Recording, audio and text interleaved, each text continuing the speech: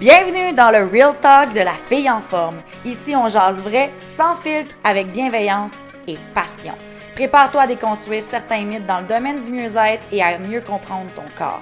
Parce que la santé optimale, c'est pas juste une question de chiffres sur une balance, c'est de l'harmonie. Une alimentation saine et équilibrée, du sport au quotidien, un système hormonal stable et surtout, un grand amour pour soi-même. Mon objectif, t'aider à bâtir une vie où tu te sens forte, énergique et bien dans ta peau, dans la joie et sans culpabilité. Prête à te transformer? C'est parti! Bon matin, bon midi, bonsoir ma belle amie, j'espère que tu vas bien en ce beau mercredi matin.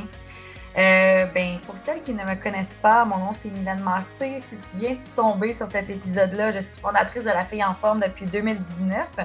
Pourtant, je suis entraîneur depuis 2013, naturopathe depuis 2016 et mon désir profond, c'est de te faire comprendre que s'aimer, bouger, manger sainement et avoir un métabolisme stable et régulier, c'est là qu'on retrouve notre pleine puissance. Et aujourd'hui, je tenais à te parler d'un sujet qui me va droit au cœur et c'est la résilience. Je te parle de ça parce que dernièrement, j'ai eu un appel téléphonique avec ma tante, puis elle me disait: Toi, là, Mylène, là, ta plus grande force, là, c'est que tu te relèves tout le temps. On n'est pas inquiet pour toi dans la vie parce que tu es tout le temps en train de te relever, peu importe ce qui se passe. Et là, je me suis mis à me questionner à c'était quoi ça, se relever tout le temps? Et bien entendu, c'est la résilience. Puis pas la résilience, la version no pain, no gain, là, la version forte. Mais je te parle de la vraie résilience, là, celle qui fait qu'on s'écroule complètement au sol parce qu'on pleure notre vie. On passe par des jours qui fait qu'on doute complètement de soi, de la vie, de notre mission sur Terre et que même si on vit ces moments-là, on choisit quand même de se relever. Je crois qu'on ne peut pas cacher l'aspect qu'en 2025, on vit dans un monde qui glorifie énormément la constance, la discipline, les résultats rapides. Et là, tu sais, soyons honnêtes, moi aussi, je crois à ça, là, la constance, la discipline, les résultats. Mais ce qu'il faut aussi prendre en parallèle et qu'il ne faut pas oublier, c'est qu'il y a une certaine normalité à travers tout ça de possiblement tomber. Puis la réalité, c'est que le chemin vers un objectif, que ce soit de perdre du poids, de se remettre dans forme, de guérir d'une blessure, de rebâtir sa confiance, c'est que ça se peut que tôt ou tard, tu vas tomber. Et que ce n'est pas une faiblesse, c'est pas un échec, c'est pas un retour à zéro, c'est simplement humain. Et même, j'ose croire que ça fait même partie du chemin. Que c'est genre une pause forcée où est-ce que tu peux vraiment regarder ce qui a besoin d'être vu. Parce que est-ce que si on est constamment en train d'avancer, à un moment donné, on va se mettre à regarder le paysage puis se dire: Ah, cet arbre-là m'a fait conscientiser de ça. Non. Par contre, si tu tombes en plein milieu du chemin puis que tu es là, puis que tu regardes autour de toi puis que là, tu vois ce qui se passe autour, ça se peut que cet arrêt obligatoire-là t'emmène à devoir ouvrir les yeux sur certaines choses. Pour ceux ou celles que c'est un mot peut-être inconnu, la résilience, dans le fond, c'est qu'on pense souvent que la résilience, c'est juste être forte malgré tout, versus que la vraie résilience, c'est plutôt de ne pas faire comme si de rien n'était. C'est de ressentir pleinement et de par la suite se transformer. Donc, de transformer la chute en expansion, en transformation, en optimisation de qui on était.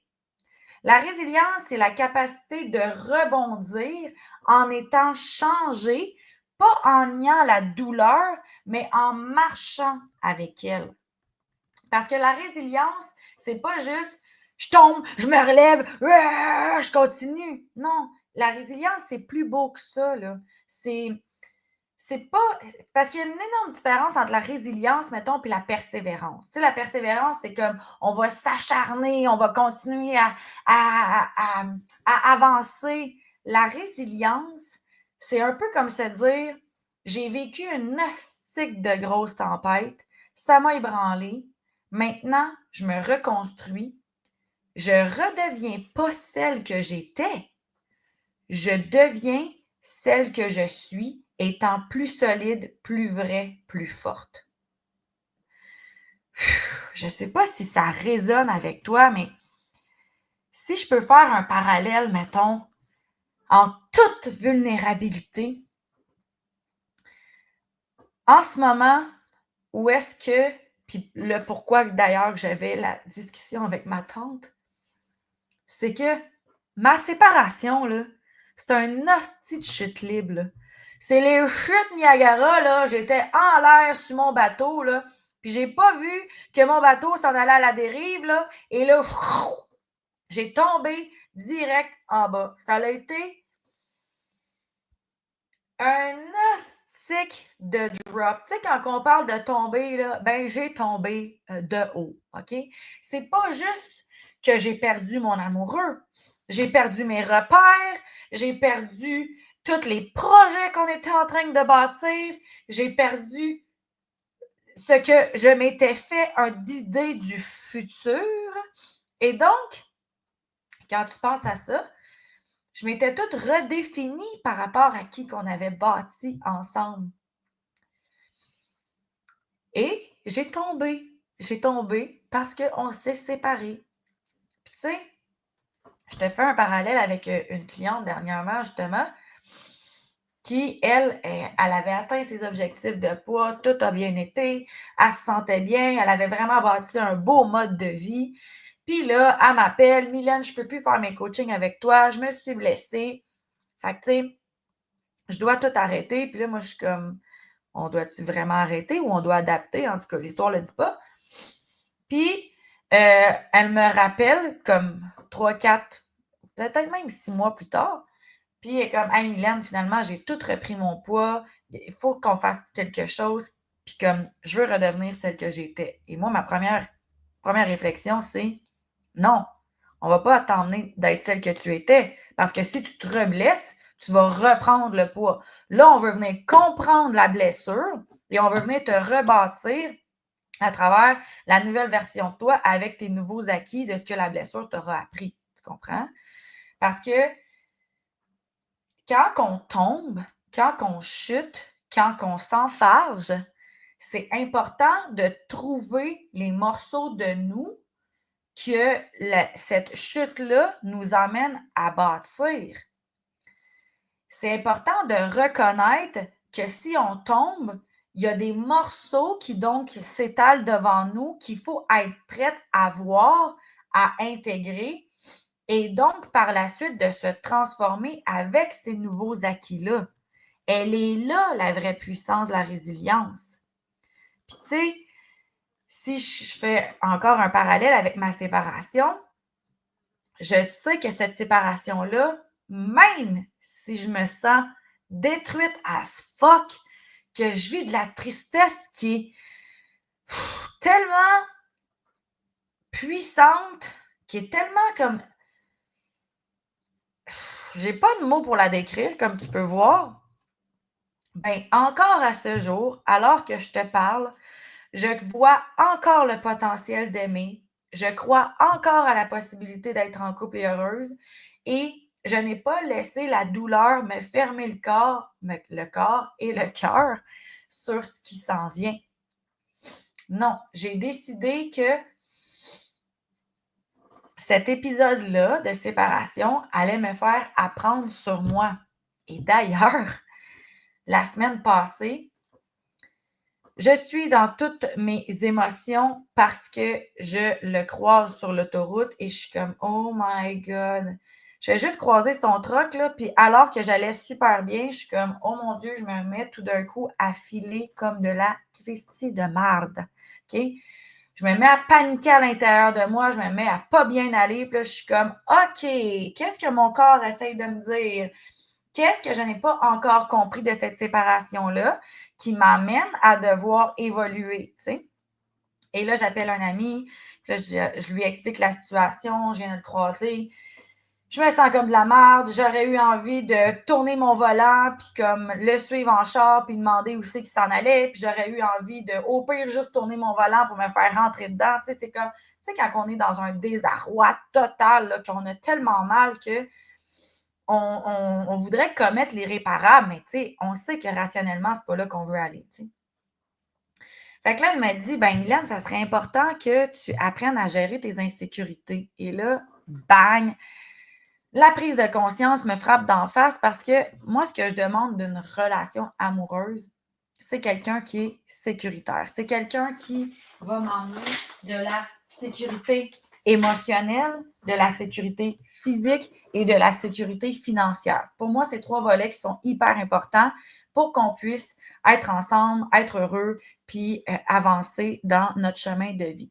Et là, elle venait de me faire réaliser que moi-même, pour moi-même, je n'avais pas ce sentiment de sécurité. Donc, comment qu'on peut attirer quelqu'un de sécuritaire si nous-mêmes, on ne l'est pas? Et là, attention, il y a un énorme parallèle à faire parce que je suis sécuritaire pour les autres.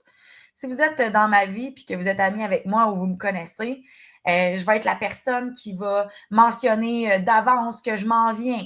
Je vais mentionner d'avance que je t'aime. Je dis beaucoup les choses. Je nomme. Je m'assure que tu te sens bien parce que je veux que tu te sentes en sécurité.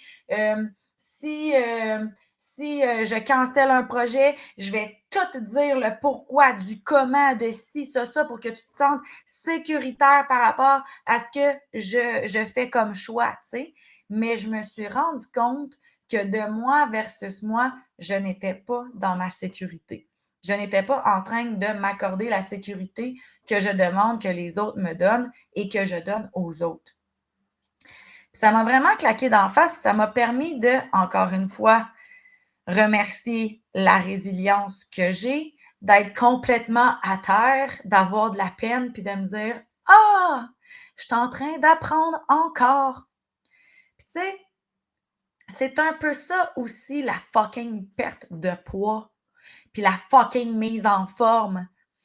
C'est que là, ça va aller bien pendant une couple de jours, pendant une couple de semaines. Puis là, il va se passer de quoi? Puis là, à un moment donné, ça va faire écolette, tu vas te mettre à manger n'importe quoi. Puis là, tu vas te sentir que tu retombes. Puis comme, mais là, tu vas taire de retomber. Mais si tu taillis pendant que tu tombes, le fait que tu te relèves plus forte est quasiment abandonné, là.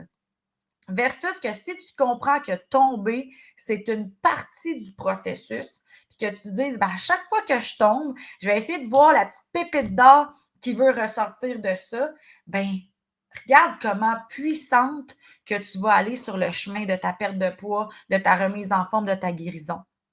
Versus que tu oublies complètement qu'il y a une possibilité de chute par rapport au processus et que quand tu tombes, ça te démolit complètement et que là, pire, ça pourrait t'emmener dans une position de victimisation qui fait que là, moi, quand que j'essaie de perdre du poids ou quand j'essaie d'avancer, ben, il m'arrive tout le temps de quoi, puis je tombe tout le temps, puis finalement, je redeviens celle que j'étais, puis Hey, ça, là, s'il te plaît, ne viens pas m'écrire si tu es ce genre de personne-là. J'ai un hantise de ces personnes-là.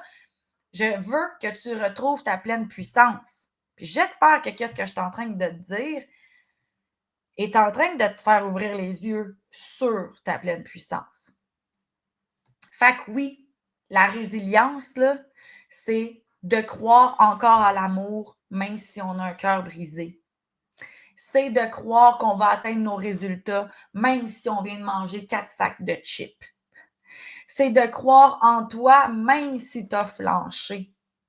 C'est de croire en ton objectif, même si en ce moment, tu n'es peut-être pas aligné complètement avec la personne que tu veux devenir. C'est ça, la résilience. C'est de voir la chute comme un tremplin de transformation avec un nouvel acquis, avec une nouvelle connaissance. Il y a effectivement des choses que tu peux mettre en place quand tu tombes. Parce que quand on commence à tomber, souvent, ça va être le premier pattern va être la victimisation ou va être le fait de Ah, ben, j'étais peut-être pas sur le bon chemin. Tu sais. Puis c'est complètement tu sais, dérisoire quand tu penses à ça. C'est comme si moi, en ce moment, je me disais ça n'a pas fonctionné avec l'amoureux ben, actuel, donc je me mets plus jamais en couple. Voyons, c'est mon rêve de vie d'être en couple, tu sais. Fait que je vais pas penser comme ça. Ou toi, tu dis, hey, moi, là, j'aimerais vraiment ça, comme être en forme pour mes enfants, je veux retrouver mon corps, je veux me sentir bien, je veux être en santé. Puis que là, tu te mets à binger ou tu te blesses. Ah, ben là, c'était pas pour moi, finalement, être en santé. Voyons, qu'est-ce que tu es en train de dire là? Tu sais, ça n'a pas rapport, là. C'est comme, tu dois trouver plus de force par rapport à ce qui s'arrive sur ton chemin. Donc, voici quelques trucs importants à faire quand que tu es à terre. OK? Parce qu'on va se donner des trucs pour se relever, mais dans le fin fond, personne ne nous enseigne à quoi faire quand on est étendu sur le sol et qu'on n'a pas envie de se relever. T'sais. Donc, la première chose à faire, excuse-moi, hein, je pleure, fait que mon nez renifle. La première chose à faire, c'est de t'arrêter. De t'arrêter 2 secondes puis te mettre à écouter ce qui monte. Puis pleure-le s'il faut, tu comprends? Je suis crissement déçue de moi parce que j'ai mangé, puis parce que je suis, j'ai repris 20 livres, j'ai repris 100 livres, peu importe le nombre de poids, là. Ou je suis crissement triste parce que je suis encore célibataire. C'est correct. Pleure-le. Sois juste honnête avec toi. Tu sais, puis va pas dans le non, non, non, là, je me relève tout de suite, puis je suis persévérante, puis tata. Hey, t'as le droit de le vivre ton moment que t'es crissement à terre, puis que la vie, c'est de la merde, là. Deuxième chose, je l'ai nommé dans mon podcast de mi-juillet de mémoire, entoure-toi. Entoure-toi. Pendant que tu es à terre, tu as le droit de le nommer, tu as le droit de demander du soutien, puis tu as le droit, excusez-moi, d'être vulnérable envers celle qui t'aime vraiment. Tu sais, je te dis pas nécessairement d'aller te pointer dans le bureau de ta collègue et dire j'ai quelque chose à te dire. Mais non, surtout, c'est pas si ta collègue, tu t'en fous un peu puis c'est pas un ami, là. Mais entoure-toi des gens qui vont pas t'emmener à vouloir passer vite, vite, vite à travers ce que tu vis, mais qui vont t'emmener à vouloir le vivre, le comprendre, l'assimiler, l'incarner et donc te relever. Et par la suite de ça, recommence avec des petites actions. Pas besoin de retourner à 100%, là. Commence avec une petite affaire. Commence avec un mouvement, un workout, une parole différente, un petit journaling de Ah, OK, ben, je vais noter maintenant comment que je me sens sur 10 ou peu importe. Tu sais, recommence graduellement. C'est comme, mettons que tu étais blessé, là, puis là, tu es tombé. Mais c'est bien rare que pendant que tu es en train de guérir, tu vas te remettre à courir, tu sais. Ben, peut-être que tu peux te relever, faire des petits mouvements de bras, puis après ça, recommencer à marcher, puis après ça, recommencer à jogger, puis après ça, recommencer à courir. Mais le retour doit être graduel. Puis donc, graduel et bienveillant, parce que souvent, si tu te compares à qui tu étais, c'est que what the fuck, hey, je courais avant, maintenant, c'est rendu que je fais juste un peu de mouvement de bras. Non, mais tu vas recourir. C'est juste que tu vas recourir encore plus vite puis encore mieux parce que la chute que tu as eue t'a fait comprendre des choses qui vont t'emmener à être encore plus puissante plus tard. Et donc, rappelle-toi que la chute fait partie du processus et qu'elle n'enlève rien à l'objectif. Ça fait simplement partie du trajet. Ça fait partie de t'emmener une certaine clarté sur l'atteinte de l'objectif.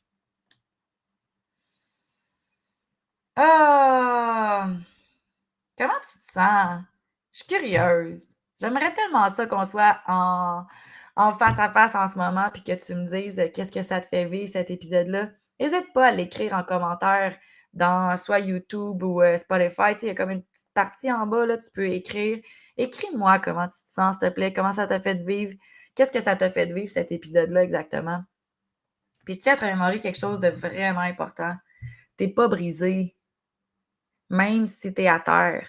T'es simplement en transformation. Puis la version de toi qui est en train de se relever lentement, imparfaitement, mais avec un cœur encore plus ouvert, avec une compréhension différente de toi, ben elle, là, est 1000 fois plus forte que celle qui a jamais tombé.